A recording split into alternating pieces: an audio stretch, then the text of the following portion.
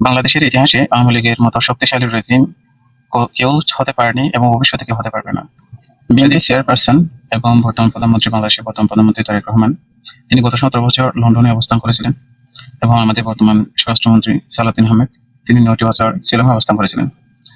তিনি দেশে কি হয়েছেন সেটা হয়তো শুনেছেন, তিনি নিজের চোখে দেখেননি। তারেক রহমান 17 বছর দেশে ছিলেন না, তিনি বিদেশে ছিলেন। দেশে কি হয়েছে, দেশের জনগণের সাথে কি হয়েছে এবং তার নেতাকর্মীদের অবস্থা কি হয়েছে তিনি যা শুনেছেন, তিনি চোখে দেখেননি। বাংলাদেশের ইতিহাসে আওয়ামী লীগের মতো শক্তিশালী রেজিম কেউ হতে পারেনি এবং ভবিষ্যতে কেউ হতে পারবে না। যদি বিএনপি সেটা মনে করে যে তারা আওয়ামী লীগের চেয়ে অনেক শক্তিশালী রেজিম তৈরি করতে পারবে বা তারা সেটা হবে, তাহলে সেটা তাদের শুধু দিবা স্বপ্ন ছাড়া কিছু নেই। গণঅভ্যুত্থানের যে নেতৃত্বদানকারী বৈষম্য বিরোধী ছাত্র আন্দোলনের নেতৃত্বে যে বাংলাদেশে 5 আগস্ট যে গণঅভ্যুত্থান সংঘটিত হয়, সেই গণঅভ্যুত্থানে ছাত্র জনতা স্বতঃস্ফূর্ত অংশগ্রহণের মাধ্যমে মাত্র 72 ঘন্টা আলটিমেটামের মাধ্যমে 48 ঘন্টায় আওয়ামী লীগের মতো এরকম শক্তিশালী রেজিমকে পতন ঘটিয়ে বাংলাদেশটিকে ফ্যাসিবাদ মুক্ত করেছে ছাত্র জনতা।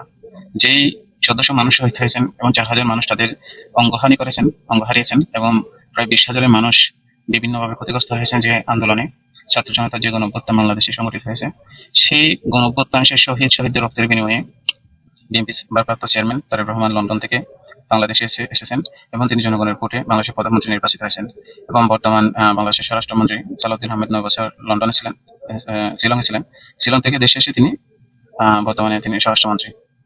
কিন্তু তাদের কাছে এখন সেই অতীত ইতিহাস, অতীত যে শিক্ষা সেটা তারা ভুলে গেছেন। তারা এখন সেই শহীদদের রক্ত, শহীদদের যে আকাঙ্ক্ষা, শহীদদের যে ত্যাগ, সেটাকে তারা বিভিন্ন তালবাহানার মাধ্যমে সেটাকে অস্বীকার করা, সেটাকে অবজ্ঞা করার চেষ্টা করতেছেন। আলটিমেট এটা জনগণ বুঝতেছে যে তারা আসলে জুলাইকে স্বীকৃতি দিতে চাচ্ছে না, জুলাইকে মানতে চাচ্ছে না।